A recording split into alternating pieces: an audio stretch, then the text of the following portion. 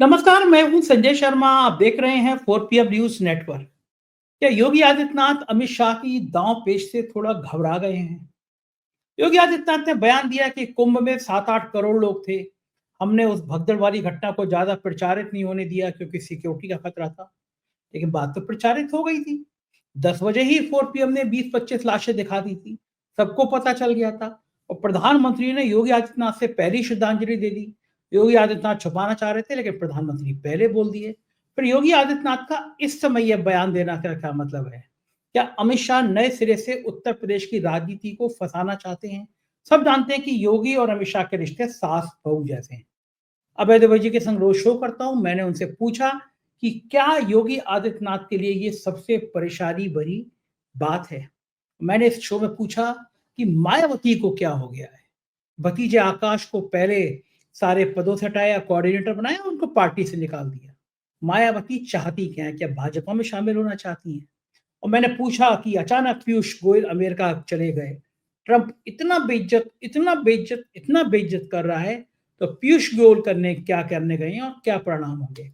बहुत रोचक बातचीत है। पूरी बातचीत सुनेंगे तो आपको बहुत मजा आएगा। लेकिन सुनने से पहले चैनल को ज्वाइन और सब्सक्राइब जरूर कर लीजिए। चलते हैं अभय दुबे जी के पास। 4 PM न्यूज नेटवर्क में स्वागत है अभय दुबे जी आपका।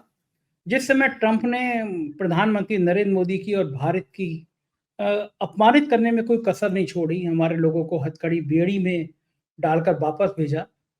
हमारी सरकार अभी तक कोई प्रतिरोध नहीं कर पाई, एक मेल तक लिखने की हिम्मत नहीं कर पाई। लेकिन इस बीच पीयूष गोयल अचानक अमेरिका रवाना हुए हैं। गोदी मीडिया कह रही है कि साहब बड़ा द्विपक्षीय व्यापार वार्ता करेंगे, समझाएंगे, टैक्स को लेकर समझाएंगे। लेकिन जो अभी तक इतना नहीं समझ पाया कि भारतीयों को हथकड़ी और बेड़ी में डाल के भेज रहा है, जो लगातार अपमानित कर रहा है, कह रहा है हमने तो इतना करोड़ों रुपए मोदी को दिया था, लगातार भारत को अपमानित करने में कोई कसर नहीं छोड़ रहा। वो इंसान उस सरकार से द्विपक्षीय वार्ता करने जा रहे हैं। लोग कह रहे हैं जेलेंस्की जैसा कलेजा काश मोदी में होता, ठोक के जवाब देता। लेकिन अब पीयूष गोयल क्या करने जा रहे हैं? पहले हमारे विदेश मंत्री जी और बाकी लोग गए थे कि एक निमंत्रण पत्र मिल जाए मोदी जी को शपथ ग्रहण में जाने का, और अब पीयूष गोयल जा रहे हैं। क्या लगता है कि क्या राजनीति होगी, क्या रणनीति होगी? पीयूष गोयल क्यों गए होंगे अमेरिका? देखिए, पहली नजर में तो ये लगता है संजय जी कि पीयूष गोयल जो प्रेस एक संयुक्त प्रेस विज्ञप्ति जारी की गई थी जब मोदी जी गए थे ट्रंप से मिलने फरवरी में। तो एक संयुक्त प्रेस विज्ञप्ति जारी की गई थी जो कि बहुत लंबी थी, बहुत लंबी प्रेस विज्ञप्ति थी और वो बहुत महत्वपूर्ण थी। उससे पता लगता था कि भारत और अमेरिका के वाणिज्य संबंधी रिश्ते भविष्य में क्या होने वाले हैं। और मैंने 4 PM पे आपके साथ बातचीत करते हुए उसकी चर्चा भी की थी। उसी प्रेस विज्ञप्ति में का ये शायद अंग था कि अमेरिका और भारत के बीच में एक द्विपक्षीय व्यापार समझौता होगा। और पीयूष गोयल पहली नजर में यही लगता है कि उस व्यापार समझौते से संबंधित कुछ बातचीत करने वहां पर गए गए हुए हैं। अच्छा, मेरी अपनी समझ ये है और मैं जितने भी विशेषज्ञों से मैंने इस सिलसिले में बातचीत की है वो सब भी मेरी इस बात की तस्दीक करते हैं कि इस व्यापार समझौते में भारत के लिए कुछ ऐसा है नहीं जिसको जो भारत को करना हो। सब कुछ अमेरिका ने तय किया है, हर चीज अमेरिका ने तय की है। अब भारत इतने दिनों तक मोदी के वहां से लौटने के बाद में, उस प्रेस विज्ञप्ति के जारी होने के बाद में, यहाँ पर जो भारतीय पक्ष है और उसके जो रणनीतिकार हैं वो योजना बनाते रहे कि भाई ट्रंप ट्रंप का मुकाबला हम कैसे करें। मुकाबला नहीं, मतलब ट्रंप के साथ समायोजन कैसे बैठाएं। मुकाबला शब्द तो छोड़ ही दीजिए आप, ट्रंप के साथ में एडजस्टमेंट, समायोजन कैसे बैठाएं। तो उसमें इन लोगों ने नीति ये बनाई जो मेरी समझ में आई है कि हम ट्रंप से ये कहेंगे कि आप एक तरफा आयात शुल्क मत बढ़ाइए। हम लोग आइए एक ऐसा समझौता कर लें जिसमें दोनों पक्ष, हम अपनी तरफ से आयात शुल्क कम करें, आप अपनी तरफ से आयात शुल्क कम करें, और इससे दोनों पक्षों को फायदा होगा। अच्छा, अब ये तो इनका इनका प्रस्ताव है, ये प्रस्ताव लेके वहां गए हैं। जो वित्तीय समाचार पत्र हैं, ऐसे मिंट है, इकोनॉमिक टाइम्स है, बिजनेस स्टैंडर्ड है, उसमें कुछ इस तरह की चीजें आई हैं जिससे अंदाजा लगता है कि भारत का प्रस्ताव ये होगा। यानी पीयूष गोयल वहां गए हैं, जाहिर है कि वो अपने मंत्रालय के सचिवों वगैरह के साथ गए होंगे। मंत्रियों को ज्यादा कुछ आता नहीं है, सारा काम तो उनके ब्यूरोक्रेट्स करते हैं। तो वो ये प्रस्ताव वहां पर रखेंगे जाकर। कोई गारंटी नहीं है कि ट्रंप इन प्रस्तावों को माने, ट्रंप ऐसा नहीं कर सकते कि वो अपनी तरफ से आयात शुल्क घटाएं, यानी वो जो आयात शुल्क लगाते हैं भारतीय माल पे उसको घटाएं, तो उनका मानना यह है कि हम तो पहले से ही कम आयात शुल्क लगाते हैं, हमारा आयात शुल्क काफी कम है, भारत का बहुत ज्यादा बढ़ा हुआ है, इसलिए भारत को एक तरफा अपनी तरफ से आयात शुल्क कम करना चाहिए। अगर भारत कम नहीं करेगा तो हम अपनी तरफ से टैरिफ या आयात शुल्क बढ़ा देंगे। ट्रंप ने भी पिछले दिनों कहा कि भाई कुछ लोगों के एक किसी व्यक्ति का प्रिय शब्द डेमोक्रेसी होता है, किसी व्यक्ति का प्रिय शब्द लव होता है, कोई वाइफ शब्द उसे बहुत प्रिय होता है, मेरा सबसे प्रिय शब्द टैरिफ है, मैं तो टैरिफ वाला हूं। तो दूसरे दिन ट्रंप की थोड़ी खिंचाई हुई तो वो बोले नहीं नहीं, मेरा पहला शब्द सबसे पहला प्रिय शब्द रिलीजन है, दूसरा सबसे प्रिय शब्द मेरा लव है, और तीसरे नंबर पे वो बोले नहीं गॉड है, पहला शब्द रिलीजन है, दूसरा प्रिय शब्द गॉड है, और तीसरा प्रिय शब्द हमारा लव है, और चौथा प्रिय शब्द हमारा टैरिफ है। मतलब इस प्रकार की बातें ट्रंप करने लगे। तो जेलेंस्की के साथ में राष्ट्रपति और उपराष्ट्रपति दोनों ने मिलकर, यानी जेडी वांस और डोनाल्ड ट्रंप ने मिलकर जेलेंस्की के साथ जो व्यवहार किया, उस व्यवहार के बाद सारी दुनिया में तमाम दुनिया के बड़े बड़े राष्ट्राध्यक्षों को, प्रधानमंत्रियों को, राष्ट्रपतियों को, पीयूष गोयल तो उससे काफी नीचे की चीज है, उनको ये पता चल गया है कि अमेरिका जाने पर कितनी बेइज्जती हो सकती है। अब जेलेंस्की को तो राष्ट्रपति और उपराष्ट्रपति ने डांटा, जेलेंस्की ने जम के जवाब भी दिया। मोदी जी के साथ क्या हुआ होगा, जो फॉक्स न्यूज पे ट्रंप ने बताया, हम उसके बारे में केवल अंदाजा लगा सकते हैं। ट्रंप ने बात तो बहुत कड़ी कही थी मोदी के सामने भी। अब ये जाके अगर ये प्रस्ताव रखेंगे तो उनको टके सा जवाब मिलेगा, मैं ये मानता हूं। उनकी तरफ से मिलेगा एक लिस्ट दे, अमेरिका की तरफ से उनको एक सूची दी जाएगी, और उस सूची में लिखा होगा कि आपने इतने इतने अमेरिकी माल पर इतना इतना आपने टैरिफ लगा रखा है। सामने वो परसेंटेज भी लिखा होगा कि अब आप टैरिफ को घटा के इतना कर दीजिए।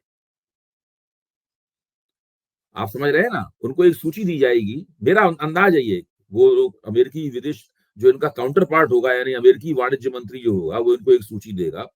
वो कहेगा कि ये अमेरिकी माल है जिसके ऊपर आपने इतना टैरिफ लगा रखा है। उस टेबल में जो दूसरा जो कॉलम होगा, उस कॉलम में लिखा होगा इस टैरिफ को घटा के इतना कर दीजिए। ये वो सूची लेके, ये वो अमेरिका द्वारा दिया गया वो टैरिफ की सूची लेके वापस आएंगे। फिर हिंदुस्तान में आके ये लोग आपस में सलाह मशवरा करेंगे, और फिर उसी के हिसाब से जो द्विपक्षीय वाणिज्य समझौता होगा, बायलैटरल ट्रेड एग्रीमेंट जो होगा, उसको उसी के हिसाब से ड्राफ्ट किया जाएगा, और उसी के हिसाब से दोनों देशों में दस्तखत होंगे। भारत के पास, ट्रंप जो जेलेंस्की से कह रहे थे कि you have no cards, Trump यही जेलेंस्की से कह रहे थे, तुम्हारे पास कोई कार्ड है नहीं, तुम्हारे पास कोई विकल्प नहीं है। तकरीबन यही स्थिति भारत की भी है, इनके पास कोई कार्ड नहीं है, कोई विकल्प नहीं है। प्रधानमंत्री नरेंद्र मोदी और भारतीय पक्ष इस बात से बहुत डरा हुआ है कि चीन किसी भी समय आक्रामक रुख अपना सकता है,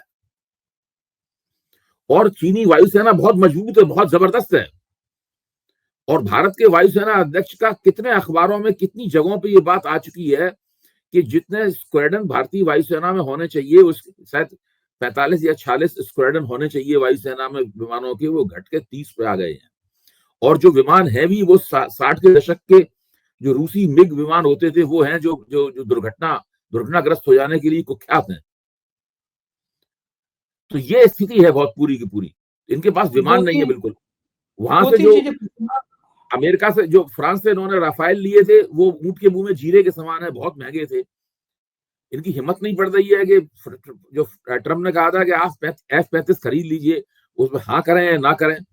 अब ये गए हैं वहां पर, हो सकता है उनसे ये हाँ करवा ली जाए, तो कुछ भी हो सकता है। देखिए ट्रंप जो है इन लोगों को, भारत सरकार को निचोड़ डालने पर आमादा है, और भारत सरकार के पास उसके अपने निचोड़े जाने से बचने का मुझे तो कोई रास्ता दिखाई नहीं पड़ रहा है। जी, आप कुछ कह रहे थे? अबे जी, मैं ये कह रहा था कि सोशल मीडिया पे लोग कितना कितना फालतू लिखते हैं। अब जैसे लोग लिख रहे हैं कि ये जहाज, एयर चीफ मार्शल ने कह दिया कि हमारे पास जहाज कम है, तो लोग लिख रहे हैं कि हजारों करोड़ों का प्रधानमंत्री जी ने अपने लिए जहाज खरीद दिया। तो अब बताइए, प्रधानमंत्री को ज्यादा जरूरत है या वायुसेना को ज्यादा जरूरत है? ट्रोल कर रहे हैं देखिए, उसको। ये तो ठीक है, लेकिन इस वक्त भारतीय वायुसेना अपने अस्तित्व के सबसे नाजुक दौर से गुजर रही है, और इस बात को सरकार समर्थक जो रक्षा विशेषज्ञ हैं, रिटायर्ड अफसर वगैरह, वो सब भी स्वीकार कर रहे हैं। स्थिति यह है कि वो भारतीय वायुसेना अध्यक्ष ने कहा है, हम लोग उस पर भी चर्चा कर चुके हैं, हिंदुस्तान एरोनॉटिक्स लिमिटेड को लताड़ लगाई है कि वो किसी काम का नहीं है, बहुत ढीला किस्म का है। अच्छा, भारत सरकार ने बाइडेन के जमाने में $1 बिलियन की रकम अमेरिका को दे रखी है, अमेरिका को नहीं, उन कंपनियों को दे रखी है जो जिन्हें इंजन सप्लाई करना था भारत में, लाइट कॉम्बैट एयरक्राफ्ट LAC बनाने के लिए, तेजस को बनाने के लिए। उन्होंने अभी तक इंजन नहीं दिया है।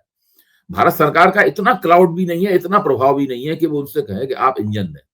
मैंने सुना है कि मोदी जी ने ट्रंप से कहा कि भाई इंजन तो दिलवा दीजिए उनसे, तो ट्रंप ने उनसे वादा किया कि हम इंजन दिलवा देंगे, लेकिन अभी तक कुछ हुआ नहीं है। ट्रंप हर चीज के बदले में कुछ ना कुछ मांगते हैं। यानी भारत ने $1 बिलियन दे रखे हैं, उन्हें कायदे से सौदे में जो जिस इंजन का उन्हें वायदा किया गया, 2 साल हो गए हैं, 2 साल पहले मिल जाना चाहिए था भारत को इंजन, वो इंजन भारत को मिल जाना चाहिए। अब ट्रंप ने कहा वो दिलवाएंगे, बदले में ट्रंप कुछ डिमांड करेंगे कि हमें ये दो तब हम तुम्हें इंजन दिलवाएंगे। गलती सारी की और सारी गलती सौदेबाजी तब आप कर पाते हैं जब आप मजबूत मुकाम पर खड़े होते हैं। जेलेंस्की ने साबित किया है, जेलेंस्की वहां भिड़ गए, ट्रंप और वांस दोनों से भिड़ गए।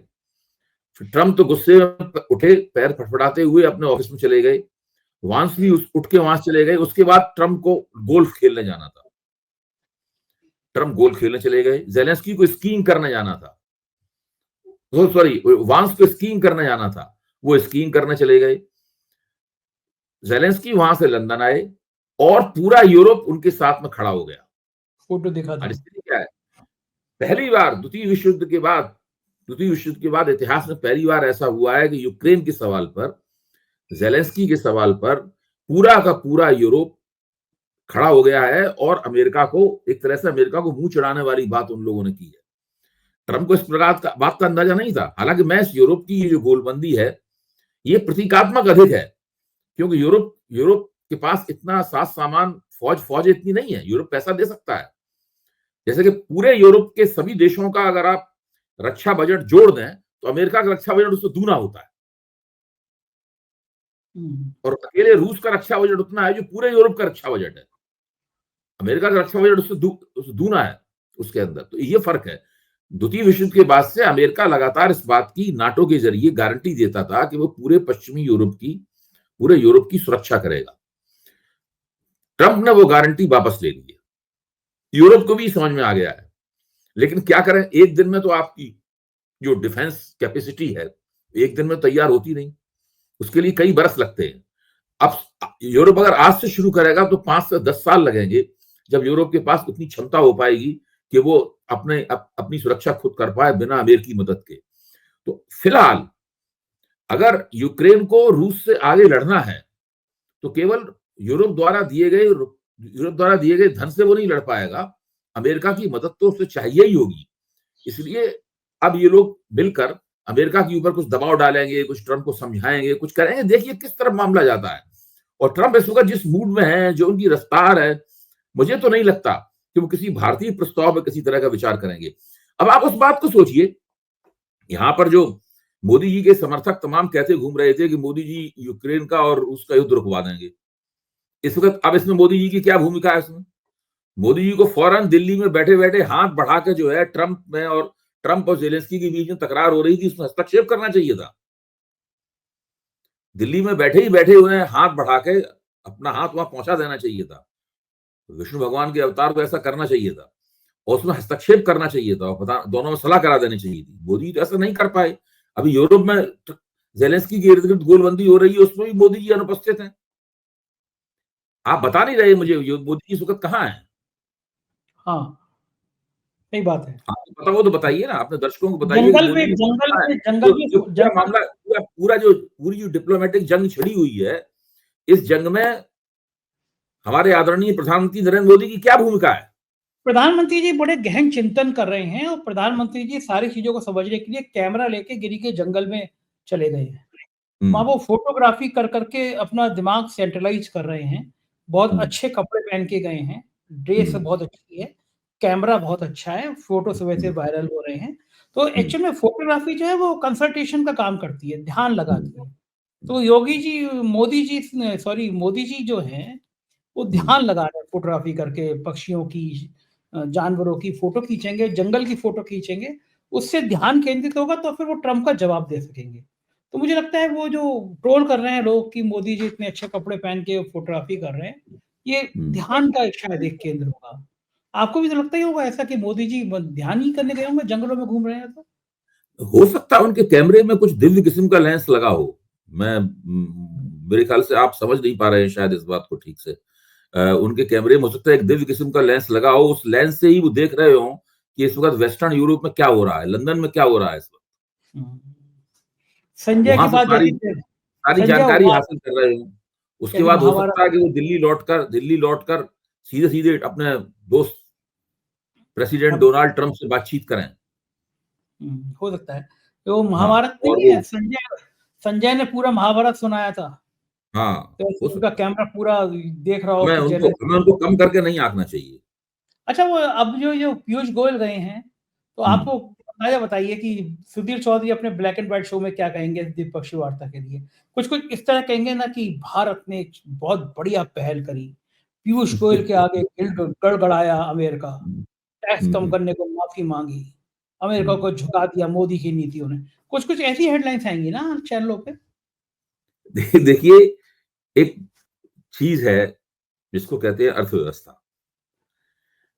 अर्थव्यवस्था एक ऐसा मसला है, एक तो बहुत से पत्रकारों को समझ में नहीं आती कि है क्या चीज ये।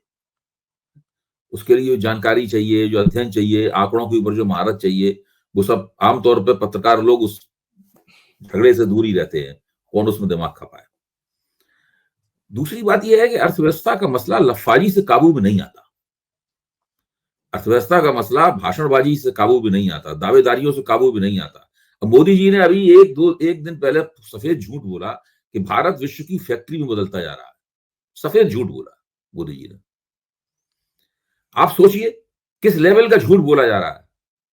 जबकि वस्तुस्थिति यह है कि इन लोगों ने लक्ष्य बनाया था कि भारत में जो जो संगठित क्षेत्र का जो जीडीपी आता है, उस जीडीपी में जो मैन्युफैक्चरिंग का हिस्सा हम बढ़ाएंगे, मैन्युफैक्चरिंग का प्रतिशत हम बढ़ाएंगे, उसको 25% या उसके ऊपर ले जाएंगे। लेकिन वो तो 15 अटका हुआ है, 15 पे अटका हुआ है, ऊपर जाता ही नहीं उसके अलावा।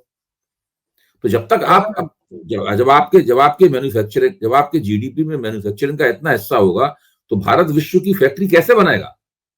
ठीक बात है। अभय जी बड़े मजे की बात यह है कि मेरे एक मित्र मिले मुझे आज दिल्ली में। हाँ।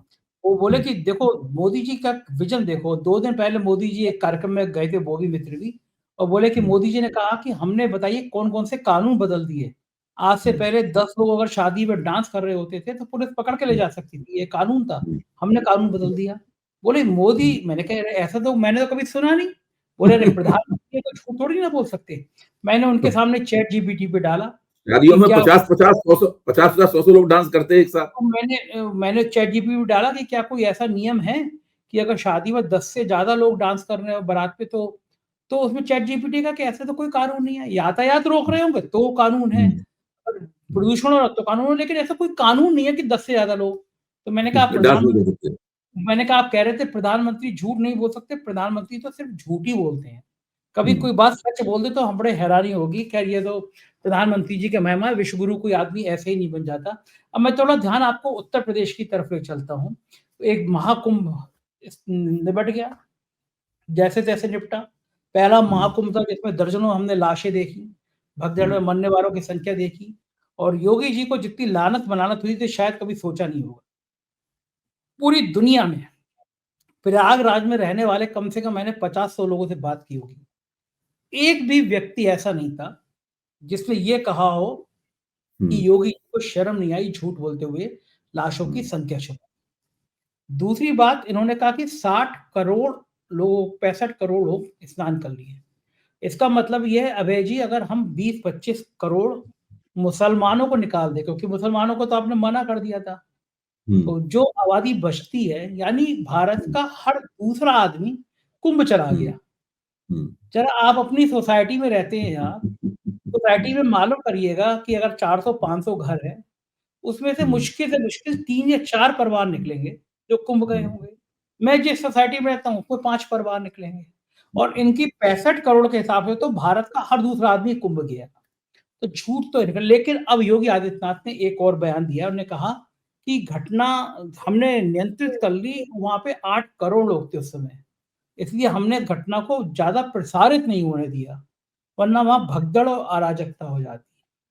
अब आप मुझे बताइए अभय जी, घटना तो प्रसारित हो रही थी क्योंकि हमने सुबह 10 बजे, भगदड़ के दिन 10 बजे हमने 30 लाशें दिखाई थी। लाखों व्यू आए थे उस पे। मैंने गूगल पे देखा, प्रयागराज में सबसे ज्यादा देखी गई थी मेरी खबर। तो आपने किसको रोक लिया? गोदी मीडिया के चैनलों को रोक लिया। दूसरी बात, चलो उस दिन भगदड़ मच जाती, 2 दिन बाद मच जाती। अभी तो लोग पूछ रहे हैं वो 30 लोग, मरने वालों की संख्या तो जाने जाने कितनी आगे आगे बता रहे हैं। तेजस्वी यादव ने तो कहा हजारों आदमी मरा है वहां पे, लेकिन वो 30 नाम तक आज तक डिक्लेयर नहीं कर रहे कि कौन मरे हैं। लोग कह रहे हैं कि अब तो बयान सामने आ गए कि परिजनों की लाश रखी है, पैसे दिए जा रहे हैं कि चुपचाप भाग जाओ, ये कुछ लाख रुपए लेके बोलना मत। आज योगी आदित्यनाथ का बयान आया जब बहुत फजीयत हो गई, और दिल्ली और यूपी में जो जंग छिड़ गई है, अमित शाह बनाम योगी आदित्यनाथ की जो जंग अब तेज हो रही है, फिर बयान आया है कि हमने प्रचारित नहीं होने दिया। आपको लगता है कि कुंभ अब योगी आदित्यनाथ की नाकामी का एक बड़ा कारण बन गया है? दिल्ली इस कुंभ की अराजकता को लेकर योगी आदित्यनाथ को घेर सकती है? देखिए, इस बात पे तो मैं बाद में जवाब दूंगा। ये जो पहले करोड़ों की संख्या का दावा है कि इतने करोड़ लोगों ने नहाया, उस दिन 8 करोड़ थे, तो उस दिन जिस दिन दुर्घटना हुई थी, भगदड़ हुई थी, तो मैं सुन रहा था, टीवी पे बार बार आ रहा था कि जिस वक्त रात में भगदड़ मची उस वक्त वहां पर 1.5 करोड़ लोग मौजूद थे। उसके 2 घंटे बाद वहां पर 3 करोड़ लोग हो गए। तो मैं ये नहीं समझ पा रहा हूं कि वो कौन सा तरीका है जिसके जरिए ये गिनते हैं कि इस वक्त 1.5 करोड़ लोग मौजूद हैं और 2 घंटे में 1.5 करोड़ लोग और बढ़ गए, या इस फलाने स्नान पर इतने 50 करोड़ लोगों ने डुबकी लगाई, इतने स्नान पर कुल मिलाकर 64 करोड़ लोगों ने नहा लिया, कितने लोग आए। ये जो करोड़ों की संख्या बहुत बड़ी बड़ी बताई जा रही है, ये कौन सा तरीका है जिसके जरिए इन्होंने ये पता लगाया है? क्या वहां पे आर्टिफिशियल इंटेलिजेंस का कोई सिस्टम लगाया हुआ था, या लगातार ड्रोन्स हवा में थे, वो लोगों को गिन रहे थे? कैसे कैसे ये कौन सा तरीका? अगर ड्रोन्स भी गिन रहे थे तो वो डेटा कहाँ जा रहा था? कोई सेंटर था उसमें डेटा वहां पर रिले हो रहा होगा, वहां पर लोग बैठकर हर घंटे कितने लोग जा रहे हैं, कितने लोग आ रहे हैं, या कोई वहां ऐसा कोई दरवाजा था जहां से हर व्यक्ति को गुजरना पड़ता था तो उसकी वहां पर उपस्थिति दर्ज हो जाती थी? कौन सा तरीका था जिससे ही पता लगता है कि वहां पर इतने करोड़ लोग थे? और ये बारीकी कि इस वक्त इस घंटे इतने करोड़ थे, उसके 2 घंटे बाद इतने करोड़ हो गए, ये सब कैसे होता था? कौन सी टेक्नोलॉजी है ये इसके जरिए होता है? मैंने बहुत लोगों से पूछी ये बात, ये तो मेरी बात तो लोग हंसने लगते हैं, मुस्कुराने लगते हैं, कोई बोलता नहीं है कुछ भी। ऐसा लगता है कि लोगों को इस प्रकार के झूठ सुनने में आनंद आ रहा है। ये बड़ी चढ़ी बातें सुन के लोगों को आनंद आ रहा है, लोग भी अपने मस्ती ले रहे हैं, मौज ले रहे हैं इस सवाल को लेकर। बड़ी सही अजीब बात। सी बात है। लगातार इधर प्रधानमंत्री झूठ बोल रहा है, उधर उत्तर प्रदेश का मुख्यमंत्री झूठ बोल रहा है, सारे अफसर झूठ बोल रहे हैं। अभी प्रधानमंत्री के मुख्य आर्थिक सलाहकार हैं, उन्होंने कह दिया कि कुंभ से 5 लाख करोड़ का जो है वो फायदा हो गया है उत्तर प्रदेश सरकार को। अब कितने ढीले तरीके से बोला गया, क्या इसका बात का प्रमाण है? 5 लाख करोड़ रुपए को कम होता है कोई क्या? भाई एक जाना माना अर्थशास्त्री है, जरूर कोई दही दबाव पड़ा होगा, कुछ बोलो भाई इसके पक्ष में। सही बात है, सही बात है। हाँ, तो अच्छा, क्या उन्होंने लगता है कहा कि दिल्ली, सोचिए दिल्ली 5 लाख दिल्ली करोड़ हो गया। तो अब ये कैसे सिर पीट लेना? ये हिंदुस्तान है भाई, हम लोग 21वीं सदी में हैं मौजूद, कितनी दुनिया आगे बढ़ चुकी है। अजीब हास्यास्पद किस्म की बातें ये लोग कर रहे हैं। मतलब जैसा लगता है कि जैसे कि ये जोक फैक्ट्री बन गया है पूरा का पूरा मामला। बिल्कुल सही बात है, ऐसे ही हो रहा है। अच्छा, क्या हाँ, लगता है दिल्ली पूरा एक जोक फैक्ट्री घेराबंदी बन गया, करेगी? कोई मतलब दि, जी। दिल्ली घेराबंदी करेगी? अब लगता है कि अमित शाह निपटाएंगे इस मसले को लेकर, आगे बढ़ेंगे, क्योंकि योगी और अमित शाह के बीच में जो चल रहा है वो सब जान रहे हैं कि क्या चल रहा है।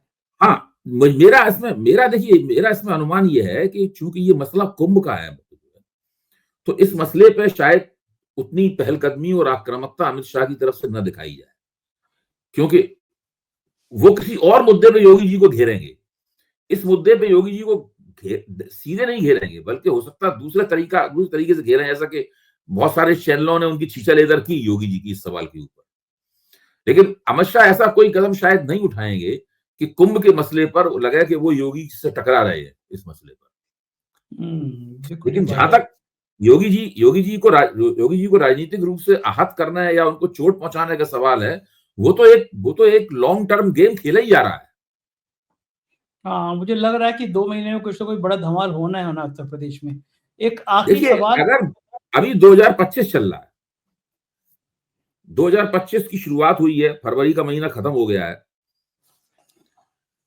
आप जरा सोचिए इस बात पे कि अगर 2000 जितने जितने 2027 की तरफ समय जाएगा, वैसे वैसे योगी जी को मुख्यमंत्री पद से हटाना इन लोगों के लिए और भी मुश्किल होता जाएगा।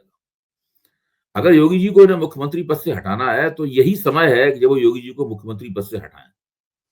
अब मान लीजिए 2025 भी गुजर गया, आप 2026 में गुजर गए, 2026 में पहुंच गए, तो एक सीधे सीधे आप चुनाव की तरफ बढ़ चुके हैं, मतलब तो ठीक बात बहुत है। बहुत मुश्किल हो जाएगा। दूसरे ये है कि राष्ट्रीय स्वयंसेवक संघ को भी तय करना होगा कि भाई वो योगी जी के साथ ही रहेगा या कुछ और भी सोचेगा।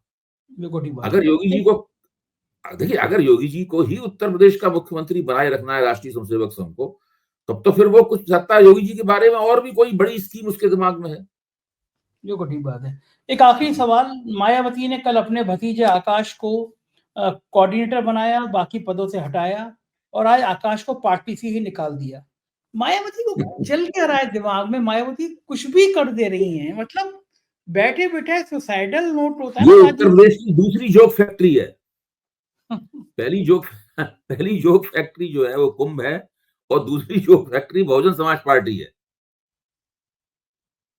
कुछ भी कर क्या दें। क्या इसकी वो सोशल मीडिया पे आ रहा है कि कोई किसकी लड़की से इनकी शादी करवाई थी मायावती ने, उन्हें लगता है कि उनका प्रभाव इनके ऊपर है। कौन कौन सी बातें आ रही हैं भाई? दलित राजनीति इस तरीके से तय होगी?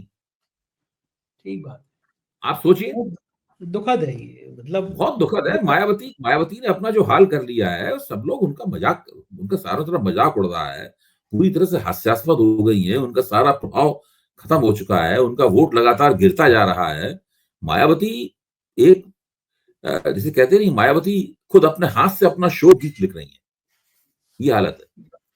बिल्कुल ठीक कह रहे हैं अभय जी, बहुत बहुत शुक्रिया, आपने तो समय दिया, बातचीत की, थैंक यू। ये थे अभय दुबे जी, और मुझे यकीन है हर बार की तरह आपको ये बातचीत पसंद आई होगी। मुझे आपके प्यार भरे कमेंट, प्यार भरी राय का इंतजार रहेगा। शुक्रिया, थैंक यू।